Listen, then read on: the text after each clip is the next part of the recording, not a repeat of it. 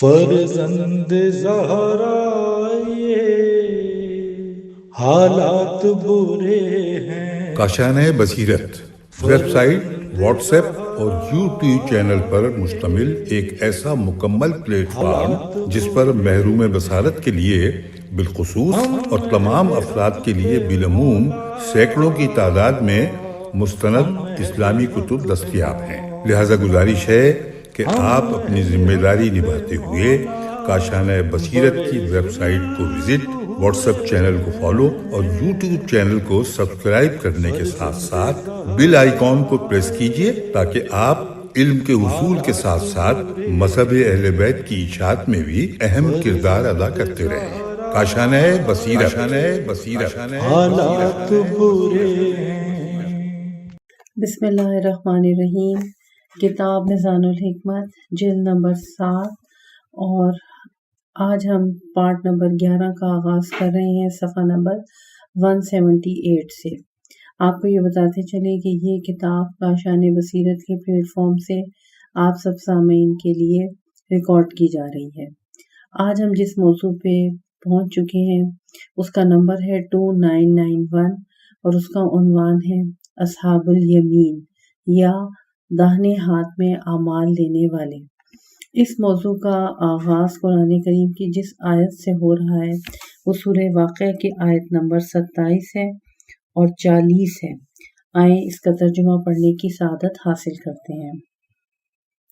اور داہنے ہاتھ والے، واہ داہنے ہاتھ والوں کا کیا کہنا، بے کانٹے کی بیریوں، لدے تھدے ہوئی کیلوں، لمبی لمبی چھاؤں، بہتے ہوئے پانی اور کثیر میووں میں ہوں گے، جو نہ کبھی ختم ہوں گے، نہ ان کی کوئی روک ٹوک ہوگی، اونچے نرم فرشوں میں مزے کرتے ہوں گے۔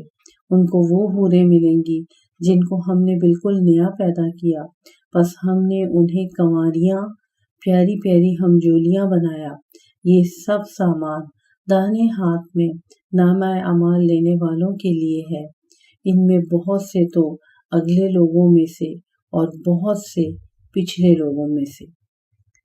اس کے علاوہ جس آیت کا اس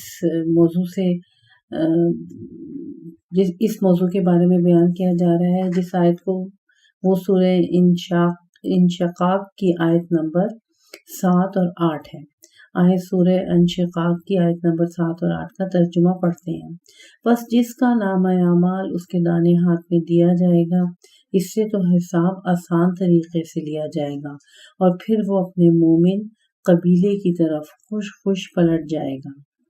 سورہ اسراء کی آیت نمبر 7 اور 8، پس جس کا نامہ اعمال اس کے دانے ہاتھ میں دیا جائے گا، وہ لوگ خوش ہو کر اپنا نامہ اعمال پڑھنے لگیں گے اور ان پہ ریشہ برابر ظلم نہیں کیا جائے گا۔ سورہ الحاقہ کی آیت نمبر 19، پس جس کو اس کا نامہ عمل داہنے ہاتھ میں دیا جائے گا، وہ لوگوں سے کہے گا، لیجئے میرا نامہ عمل پڑھ لیجئے۔ آئیں اب اس سلسلے کی احادیث شریف کا مطالعہ کرتے ہیں کہ اصحاب الیمین یا داہنے ہاتھ میں نامہ اعمال لینے والوں کے لیے کس قسم کی احادیث بیان کی گئی ہیں۔ حدیث نمبر 1 حدیث کا نمبر جو یہاں پر بیان کیا جا رہا ہے وہ 14535 ہے، جس کا ترجمہ ہم پڑھیں گے کہ اللہ تعالیٰ جب مومن کے حساب کا ارادہ فرمائے گا تو اس کا نامہ اعمال اس کے داہنے ہاتھ میں دے دے گا، پھر اس کا حساب اپنے اور اس کے درمیان کرے گا۔ کسی کو بالکل خبر نہیں ہوگی۔ اس سے فرمائے گا، میرے بندے تو نے فلاں فلاں کام کیا اور یہ عمل انجام دیا ہے۔ وہ جواب میں کہے گا، ہاں میرے پروردگار، میں نے یہ سب کچھ کیا ہے۔ اللہ تعالیٰ فرمائے گا، میں نے تجھے معاف کر دیا اور تیری برائیوں کو نیکیوں میں بدل دیا ہے۔ لوگ کہیں گے، سبحان اللہ، کیا اس بندے کا ایک گناہ بھی نہیں تھا؟ یہی ہے خداوند عالم کا قول کہ یعنی جس کا نامہ اعمال اس کے داہنے ہاتھ میں دیا جائے گا، اس سے تو حساب آسان طریقے سے لیا جائے گا اور پھر وہ اپنے مومنین کے قبیلے میں خوشی خوشی پلٹ جائے گا۔ سورہ انشقاق کی آیت نمبر 7 تا 9، بحار الانوار جلد نمبر 7 صفحہ نمبر 324۔ یہ اس موضوع کی ہماری پڑھے جانے والی حدیث شریف پہلی تھی، لیکن یہ کتاب کی حدیث جو ہے وہ 14535 تھی۔ میں نے سوچا کہ میں اس سلسلے کی وضاحت آپ کو کر دوں۔ اب آئیں اگلی حدیث کی جانب چلتے ہیں۔ 14532 14536 14536 پہ جو حدیث ہے اس کا ترجمہ ہے اعضاء و جوارح مومن کے خلاف گواہی نہیں دیں گے، بلکہ اس کے خلاف گواہی دیں گے جس پر عذاب لازم ہو چکا ہوگا۔ رہا مومن تو اس کا نامہ اعمال اس کے داہنے ہاتھ میں دیا جائے گا۔ امام محمد باقر علیہ السلام بحار الانوار جلد نمبر 7 صفحہ نمبر 318۔ 14537 معاویہ بن وہب کہتے ہیں کہ میں نے حضرت امام جعفر صادق علیہ السلام کو فرماتے سنا کہ جب بندہ خلوص دل کے ساتھ توبہ کرتا ہے تو اللہ تعالیٰ اس سے محبت کرتا ہے اور دنیا آخرت میں اس کی پردہ پوشی فرماتا ہے۔ میں نے عرض کیا اس کی پردہ پوشی کیوں کر ہوتی ہے؟ فرمایا کرامن کاتبین نے اس کے جو گناہ لکھے ہوتے ہیں وہ ان سے فراموش کرا دیتا ہے، اس کے اعضاء و جوارح کی طرف پیغام بھیجتا ہے کہ اس کے گناہوں کو چھپا دو، اور زمین کے ٹکڑوں کی طرف پیغام بھیجتا ہے کہ تمہارے اوپر اس نے جو گناہ کیے ہیں انہیں چھپا دو۔ چنانچہ جب وہ بوقت ملاقات اللہ تعالیٰ کے حضور پیش ہوگا تو اس پر کوئی گناہ نہیں ہوگا جس کی گواہی دی جائے۔ بحار الانوار جلد نمبر 7 صفحہ نمبر 318۔ قول مؤلف ملاحظہ ہو، توبہ اور باب ہے اس میں توبہ کرنے والے کی اللہ کی طرف سے پردہ پوشی، اور باب ہے برائیاں اور اس میں برائیاں نیکیوں میں بدل جائیں گی۔ حساب نام ہے موضوع کا، اور باب ہے جن لوگوں کا بڑی آسانی سے حساب لیا جائے گا۔ اب ہم اگلے موضوع کی طرف آتے ہیں، اس کا نمبر ہے 2992۔ اصحاب شمال یا جن کا نامہ اعمال بائیں ہاتھ میں ہوگا۔ اب آئیں ان کے متعلق پڑھتے ہیں، اور اس سلسلے میں قرآن مجید کی جس آیت سے کا آغاز کیا گیا ہے وہ ہے سورہ واقعہ کی آیت نمبر 4 اور 5۔ ترجمہ پڑھتے ہیں۔ اور بائیں ہاتھ میں نامہ اعمال لینے والے، افسوس بائیں ہاتھ والے کس مصیبت میں ہیں، دوزخ کی لو کھولتے ہوئے پانی کالے سیاہ دھوئیں کے سائے میں ہوں گے جو نہ ٹھنڈا ہوگا نہ خوش آئند۔ یہ لوگ اس سے پہلے دنیا میں خوب عیش اڑا چکے تھے، بڑے گناہوں پہ بضد رہتے تھے، کہتے تھے کہ بھلا جب ہم مر جائیں گے اور گل سڑ کر مٹی اور ہڈیاں ہی ہڈیاں رہ جائیں گی تو کیا ہمیں یا ہمارے اگلے باپ داداؤں کو پھر اٹھنا ہے؟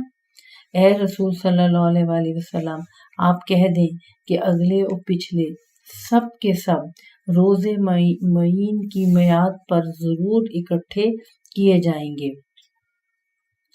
قرآن مجید کی دوسری آیت اب اس کا ترجمہ پڑھتے ہیں، اور وہ آیت ہے سورہ الحاقہ کی آیت نمبر 25 اور 36۔ اس کا ترجمہ یہ ہے، اور جس کا اعمال نامہ اس کے بائیں ہاتھ میں دیا جائے گا تو وہ کہے گا کاش کہ میرا نامہ اعمال مجھے نہ دیا گیا ہوتا، نہ ہی مجھے یہ معلوم ہوتا کہ میرا حساب کیا ہے۔ اے کاش موت نے ہمیشہ کے لیے میرا کام تمام کر دیا ہوتا، افسوس میرا مال میرے کچھ بھی کام نہ آیا، ہائے میری سلطنت خاک میں مل گئی۔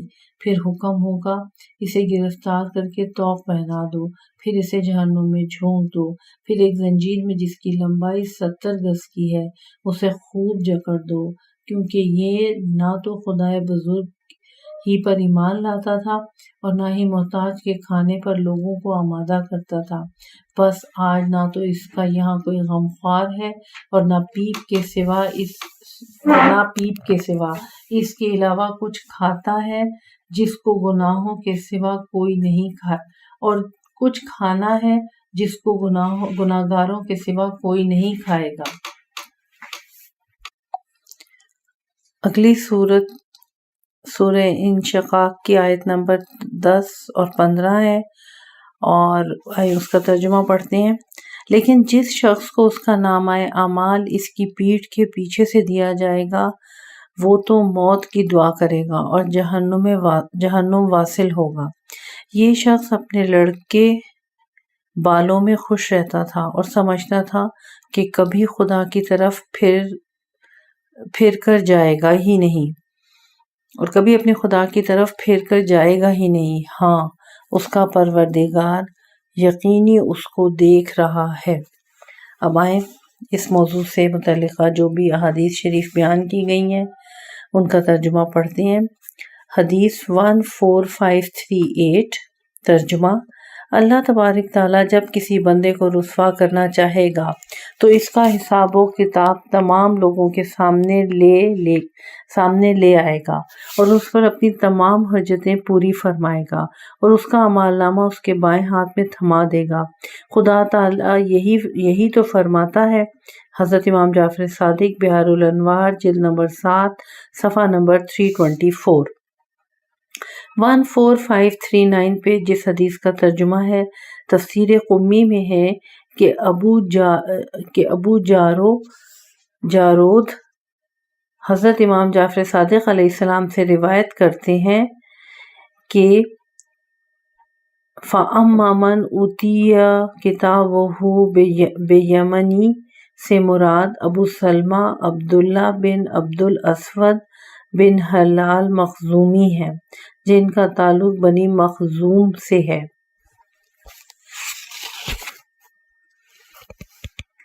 اسود بن عبداللہ اسود بن ہلال مخزومی، جسے جنگ بدر میں حضرت حمزہ رضی اللہ تعالیٰ عنہ بن عبد المطلب نے قتل کیا تھا۔ بحار الانوار کی جلد نمبر 2 ہے اور صفحہ نمبر 412 ہے۔ آئیں اب اس سلسلے میں پڑھتے ہیں کہ یہ تفسیر مجمع البیان میں اس بارے میں کیا بات کی گئی ہے۔ جو منصوب ہے یعنی جو آخری جملہ ہے، وراء ظہرہ میں آخری جملہ یعنی وراء ظہرہ ظرف ہے۔ جو منصوب ہے حرف جر کے مخذوف ہونے کے ساتھ، جسے نحوی اصطلاح میں ان منصوب بِظِنَا الخافمن کہتے ہیں، جس کی تقدیری صورت ہوگی من وراء ظہرہ یعنی اس کی پیٹھ پیچھے سے۔ ایسے لوگوں کو ان کا نامہ اعمال پیٹھ کی طرف سے دیے جانے کی وجہ شاید یہ ہوگی کہ ان کے چہرے ان کی پیٹھوں کی طرف موڑ دیے جائیں گے، جیسا کہ خداوند عالم سورہ نساء کی آیت نمبر 47 میں فرماتا ہے کہ یعنی قبل اس کے کہ ہم کچھ لوگوں کے چہرے بگاڑ کر ان کے پیچھے کی طرف پھیر دیں، چاہے نامہ اعمال انہیں پس پشت سے دیا جائے یا ان کے دائیں ہاتھ میں دیا جائے، اس میں کوئی فرق نہیں ہے۔ جیسا کہ خداوند عالم فرماتا ہے کہ جس کا نامہ اعمال اس کے بائیں ہاتھ میں دیا جائے گا تو وہ کہے گا اے کاش مجھے میرا نامہ اعمال نہ دیا جاتا۔ سورہ حاقہ کی آیت نمبر 27 اور تفسیر المیزان ہے اور جلد نمبر 43۔ قول مؤلف اس سلسلے میں ملاحظہ ہو المیزان جلد نمبر 20 اور 243 سے لے کر 245 تک صفحے کا نمبر ہے۔ اگلا موضوع ہے، اس کا نمبر ہے 2993، جانور بھی محشور ہوں گے۔ قرآن مجید میں جس آیت سے اس موضوع کا حوالہ دیا گیا ہے، سورہ ہے سورہ تکویر، اور سورہ تکویر کی آیت نمبر ہے 5، اور جس وقت وحشی جانور محشور کیے جائیں گے۔ اس کے بعد سورہ انعام کی آیت نمبر 38، زمین میں جو چلنے پھرنے والا حیوان یا اپنے دونوں پروں سے اڑنے والا پرندہ ہے ان کی بھی تمہاری طرح جماعتیں ہیں۔ ہم نے کتاب قرآن مجید میں کوئی بات فروگزاشت نہیں کی، پھر سب کے سب چرند ہوں یا پرند اپنے پروردگار کے حضور لائے جائیں گے۔ قول مؤلف اس بارے میں ملاحظہ ہو بحار الانوار جلد نمبر 7 صفحہ نمبر 253 باب نمبر 11۔ نیز تفسیر المیزان جلد نمبر 7 صفحہ نمبر 73 سے صفحہ نمبر 81 تک حیوانی اجتماعات کے بارے میں گفتگو۔ اگلا موضوع ہے 2994 قیامت کے مواقف۔ قرآن مجید کی آیت ہے سورہ سجدہ کی آیت نمبر 5 اور آئیں اس کا ترجمہ پڑھتے ہیں۔ آسمان سے زمین تک کے ہر امر کا وہی مدبر یعنی منتظم ہے، پھر یہ بندوبست اس دن جس کی مقدار تمہارے شمار سے 1000 برس ہوگی اسی کی بارگاہ میں پیش ہوگا۔ اگلی آیت دیکھتے ہیں، یہ سورہ معارج کی آیت نمبر 4 ہے۔ اس کا ترجمہ ہے فرشتے اور روح اس کے حضور حاضر ہونے کے لیے ایک ایسے دن میں جس کا اندازہ 50,000 برس ہوگا چڑھ جائیں گے۔ اس سلسلے میں احادیث ملاحظہ ہوں 14540 پہ۔ ترجمہ: خبردار تم اپنے نفسوں کا محاسبہ خود کرو قبل اس کے کہ تمہارا محاسبہ کیا جائے، کیونکہ قیامت میں تمہیں 50 مقامات پہ کھڑا کیا جائے گا۔ ہر مقام پہ کھڑے ہونے کا عرصہ تمہارے حساب کے مطابق 1000 سال ہوگا۔ پھر آپ نے یہ آیت تلاوت فرمائی جو سورہ معارج کی آیت نمبر 4 ہے۔ امام جعفر صادق علیہ السلام بحار الانوار جلد نمبر 4 اور جلد نمبر 7 اور صفحہ نمبر 126 اور فروع کافی جلد نمبر 8 اور صفحہ نمبر ہے 143۔ حدیث ہے 14541 اور ترجمہ ہے کہ ابو سعید خدری رضی اللہ تعالیٰ عنہ کہتے ہیں کہ لوگوں نے رسول خدا صلی اللہ علیہ وآلہ وسلم کی خدمت میں عرض کیا، یا رسول اللہ صلی اللہ علیہ وآلہ وسلم قیامت کا دن کس قدر طولانی ہوگا؟ حضرت صلی اللہ علیہ وآلہ وسلم نے فرمایا، مجھے اس ذات کی قسم جس کے قبضہ قدرت میں محمد صلی اللہ علیہ وآلہ وسلم کی جان ہے، یہ دن مومن پر تو بہت ہی آسان ہوگا، حتیٰ کہ اس فریضہ نماز سے بھی زیادہ آسان ہوگا جو وہ دنیا میں ادا کرتا ہے۔ بحار الانوار جلد نمبر 7 ہے، صفحہ نمبر 123 ہے، اور المحاجۃ البیضاء میں جلد نمبر 8 ہے اور صفحہ نمبر 329 ہے۔ اسے احمد اور ابو یعلی نے روایت کیا ہے۔ 14542 اگر قیامت کا حساب و کتاب اللہ کے علاوہ کسی اور کے ہاتھ میں ہو تو لوگ 50,000 برس میں بھی اس سے فارغ نہ ہو پائیں گے، لیکن خداوند عالم تو صرف ایک گھڑی میں ہی اس سے فارغ ہو جائے گا۔ امام جعفر صادق علیہ السلام بحار الانوار اور جلد نمبر ہے 7 صفحہ نمبر ہے 123۔ 14543 پہ ترجمہ: وہ قیامت کا دن آدھا بھی نہیں گزر پائے گا کہ بہشتی بہشت میں اور جہنمی جہنم میں جا پہنچیں گے۔ امام جعفر صادق علیہ السلام بحار الانوار جلد نمبر 7 ہے اور صفحہ نمبر 123 ہے۔ 14544 اپنے اوپر ظلم کرنے والا انسان اس قدر قید کر لیا جائے گا جس کی مقدار 50,000 برس ہے، حتیٰ کہ رنج و غم اس کے دل میں جاگزیں ہو جائے گا۔ پھر اس پر خداوند عالم رحم فرمائے گا اور وہ بہشت میں داخل ہو جائے گا۔ پھر حضرت صلی اللہ علیہ وآلہ وسلم سے اس موقع پہ فرمایا، تمام حمد ہے اس معبود کے لیے جس نے ہم سے رنج و غم کو دور فرمایا ہے، وہ اللہ جو اپنے اوپر ظلم کرنے والوں کے دلوں میں مکمل عرصہ محشر تک رنج و غم کو جاگزیں رکھے گا۔ حضرت رسول اکرم صلی اللہ علیہ وآلہ وسلم بحار الانوار جلد نمبر 7 صفحہ نمبر 128۔ قول مؤلف ملاحظہ ہو بحار الانوار جلد نمبر 7 ہے، صفحہ نمبر 121 ہے اور باب نمبر 6۔ اب جو موضوع کا آغاز ہو رہا ہے وہ ہے 2995 اور اس موضوع کا نام ہے کوثر۔ جی، اس موضوع میں جس آیت سے ہم آغاز کر رہے ہیں وہ سورہ کوثر کی ہی آیت نمبر پہلی آیت ہے۔ اِنَّا أَعْطَيْنَاكَ الْكَوْثَرَ، اے رسول ہم نے آپ صلی اللہ علیہ وآلہ وسلم کو کوثر عطا فرمایا۔ یہ ایک ہی بس اس میں آیت بیان کی گئی ہے، اور آئے اب ہم اس کی احادیث دیکھتے ہیں۔ 14545 پہ جو حدیث ہے کہ جو شخص میرے حوض کوثر پر ایمان نہیں رکھتا، اللہ اسے میرے اس حوض پر نہیں لائے گا۔ رسول اکرم صلی اللہ علیہ وآلہ وسلم، بحار الانوار، جلد نمبر 8، صفحہ نمبر 19۔ 14546 پہ جس حدیث کو لکھا گیا ہے، آئے اس کا ترجمہ پڑھتے ہیں کہ وہ ایک ایسا حوض ہے جس کے ذریعے اللہ تعالیٰ نے مجھے عزت بخشی ہے، مجھے سابقہ انبیاء پر فضیلت عطا فرمائی ہے۔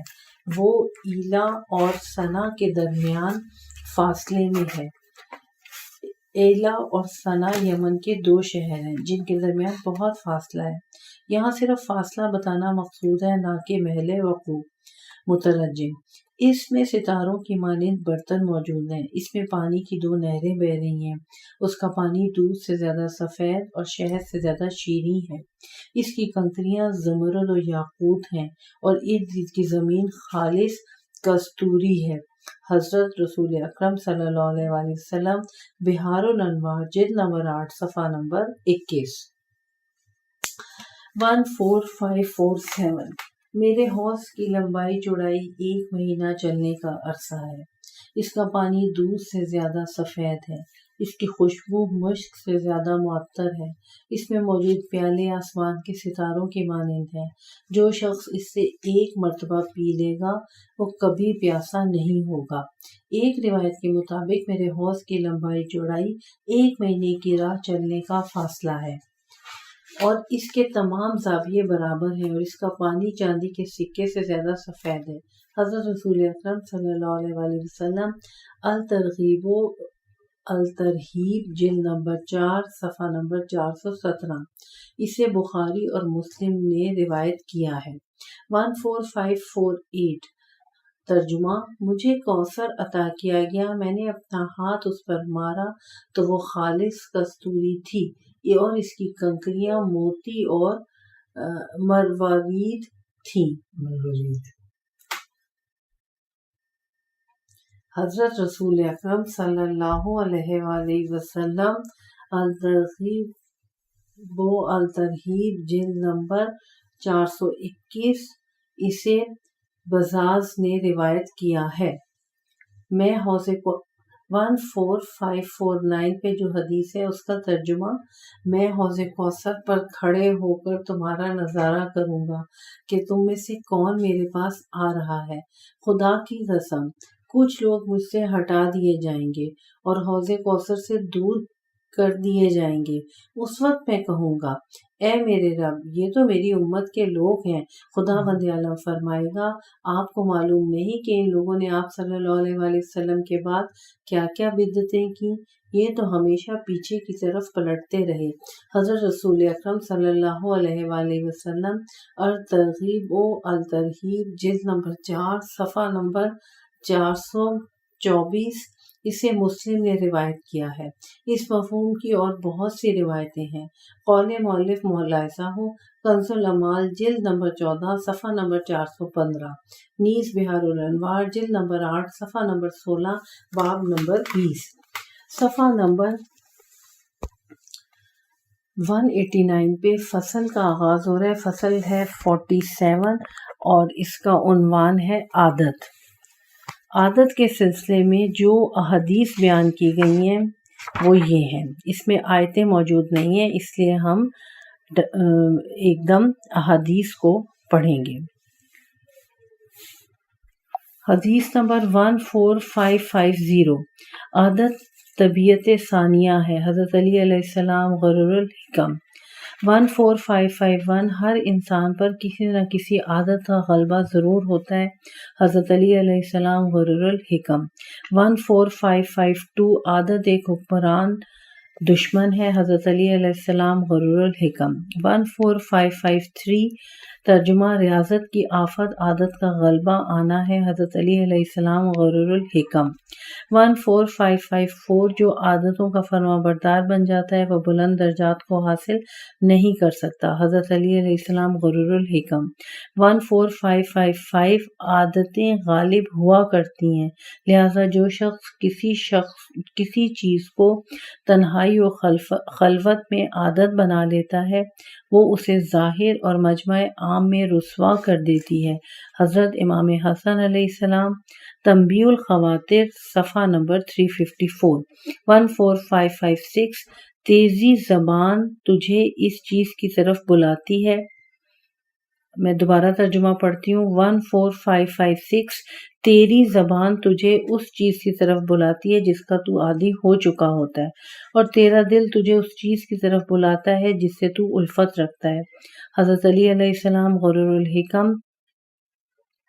14557 پہ ترجمہ غیظ و غضب اور غصے کی طرف جلدی نہ کرو اور اس پر جلدی عمل نہ کرو ورنہ وہ عادت بن کر تم پر غالب آ جائے گا، حضرت علی علیہ السلام غرور الحکم۔ 14558 حضرت امیر المومنین علیہ السلام کی اپنے فرزند امام حسن علیہ السلام کو وصیت سے اقتباس۔ کم سن کا دل اس خالی زمین کی مانند ہوتا ہے جس میں جو بیج ڈالا جائے اسے قبول کر لیتی ہے، لہٰذا قبل اس کے کہ تمہارا دل سخت ہو جائے اور دوسری باتوں میں لگ جائے میں نے تمہیں تعلیم دینے کے لیے قدم اٹھایا، نہج البلاغہ مکتوب نمبر 31۔ اگلا موضوع 2997 عادت پر غلبہ۔ اس میں بھی قرآن کی آیات موجود نہیں ہیں بلکہ حدیثوں کی طرف ڈائریکٹ حدیثیں لکھی گئی ہیں۔ 14559 فضیلت یہ ہے کہ عادت پر غلبہ پایا جائے، حضرت علی علیہ السلام غرور الحکم۔ 14560 افضل عبادت عادت پر غالب آنا ہے۔ 14561 پر جس حدیث کا ترجمہ ہے وہ یہ ہے، عادتوں پر غالب آنے سے بلند مقامات تک رسائی حاصل ہوتی ہے، حضرت علی علیہ السلام غرور الحکم۔ 14562 عادتوں کو ترک کر کے اپنے نفس پہ قابو پاؤ اور اپنی نفسانی خواہشات سے جہاد کرو کہ ان کو اپنے اختیار میں لے لوگے، حضرت علی علیہ السلام غرور الحکم۔ اگلی حدیث ہے 14563 اپنی عادت میں تبدیلی پیدا کرو کہ اس سے تمہارے لیے خدا کی اطاعت کرنا آسان ہو جائے، حضرت علی علیہ السلام غرور الحکم۔ 14564 عادتوں کو ترک کر کے اپنے نفس کو مسخر کرو اور ان کو افضل اطاعتوں بر روایت اطاعتوں کی بجا آوری کی طرف لے جاؤ، انہیں مشقتیں برداشت کراؤ، ان سے بزرگیوں کے کام انجام دلاؤ اور انہیں گناہوں کی میل کچیل سے پاک صاف رکھو، حضرت علی علیہ السلام غرور الحکم۔ 2998 نیکی ایک عادت ہے۔ 14565 اپنے لیے سب سے اچھی عادت کو اختیار کرو کیونکہ نیکی ایک عادت ہے، اور ہر بری عادت سے اجتناب کرو، اپنے نفس کو اس سے اجتناب کا عادی بناؤ کیونکہ برائی ہمیشہ کی رسوائی ہے، حضرت علی علیہ السلام غرور الحکم۔ اگلی حدیث 14566 ترجمہ نیکی کا کام انجام دینے کے لیے اچھی عادت کا ہونا کافی ہے، حضرت علی علیہ السلام غرور الحکم۔ 14567 نیکی ایک عادت ہے، حضرت رسول اکرم صلی اللہ علیہ وآلہ وسلم، کنز العمال حدیث نمبر 44128۔ 14568 نیکی ایک عادت ہے اور برائی ہمیشہ کی رسوائی ہے، حضرت رسول اکرم صلی اللہ علیہ وآلہ وسلم، کنز العمال حدیث نمبر 28722۔ 14569 اچھی عادت امکان کا سرچشمہ ہے، حضرت علی علیہ السلام غرور الحکم۔ قول مؤلف ملاحظہ ہو، خلق باب سب سے اچھی عادت اختیار کرو۔ ہم اس پارٹ کا یہیں پر اختتام کرتے ہیں، صفحہ نمبر 191 ہے، کتاب میزان الحکمت ابھی جاری و ساری۔